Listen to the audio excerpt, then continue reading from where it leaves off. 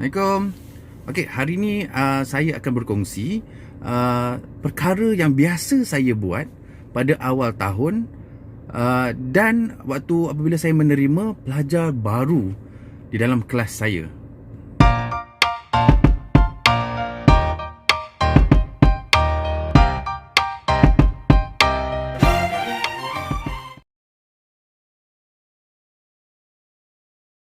Ini adalah data profil murid yang telah saya muatkan dalam bentuk jadual.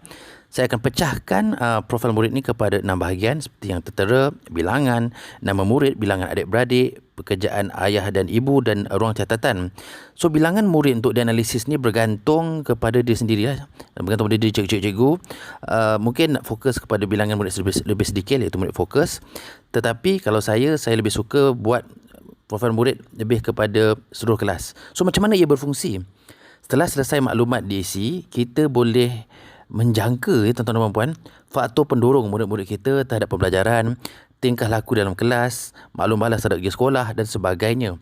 Paling penting, data boleh dijadikan medium untuk menyelesaikan, untuk menyelesaikan masalah murid kita dalam pembelajaran, insya-Allah.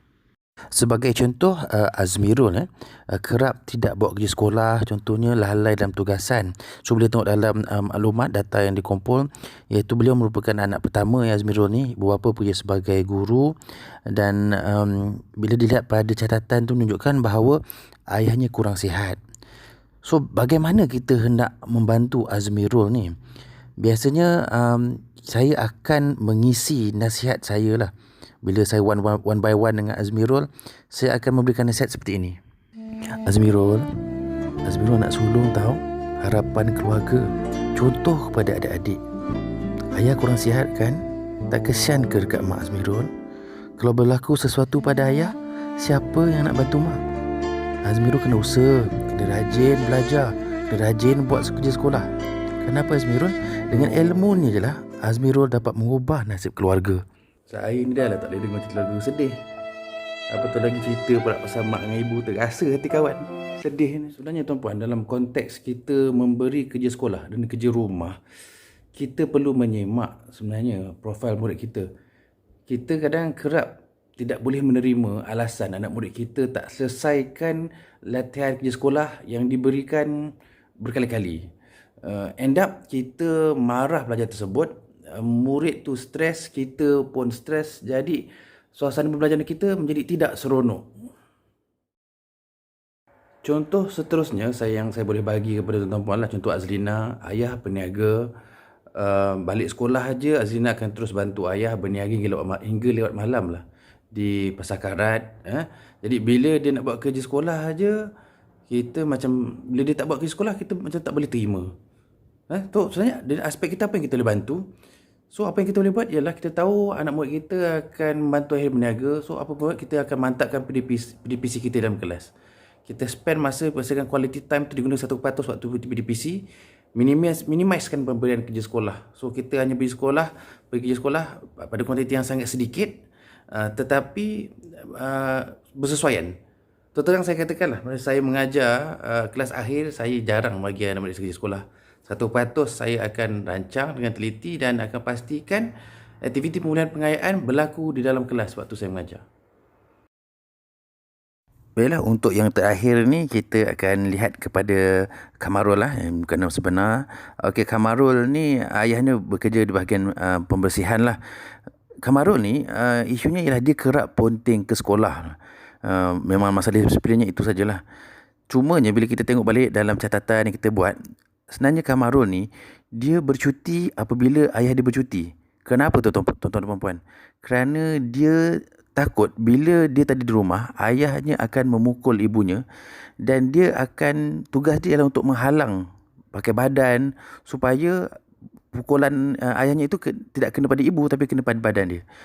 So, kita kesian kan dengan anak murid kita yang macam ni. Jadi kita ni dengan kita tak kenal pasti masalah murid kita, dengan tiada rekod, kita tak tahu catatan, kita tak buat catatan. Jadi bila budak tu naik sekolah tu kau hukum dengan alasan budak tu ponting. So, kita tanya balik diri kita ni, adil tak kita ni sebenarnya? Adil tak kita?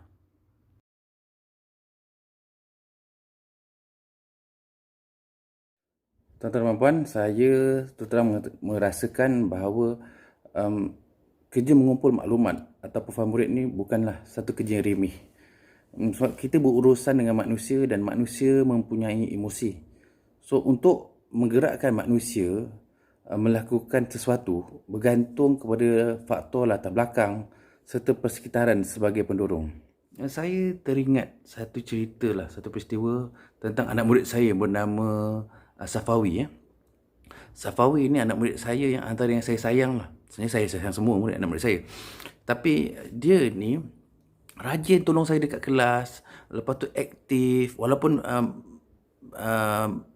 akademiknya dia murid yang sederhana. Tapi pada satu hari tu, sewaktu ada pemantauan daripada PPD datang ke sekolah.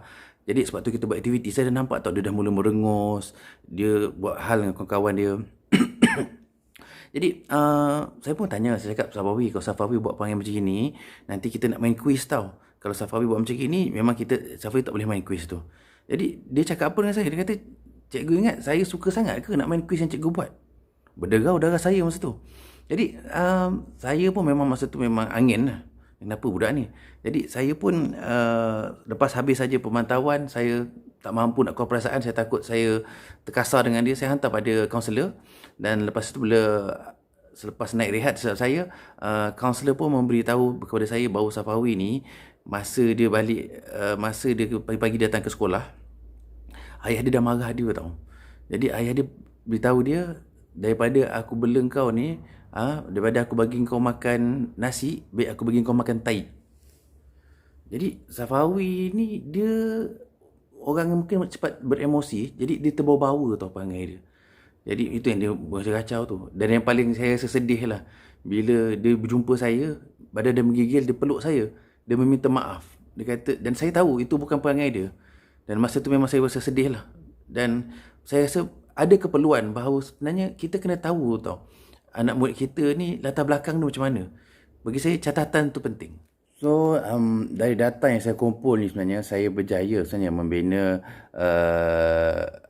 intervensi dan tips bagaimana untuk mengambil hati anak-anak murid. InsyaAllah, saya akan berkongsilah dengan tuan-puan pada masa yang akan datang, insyaAllah.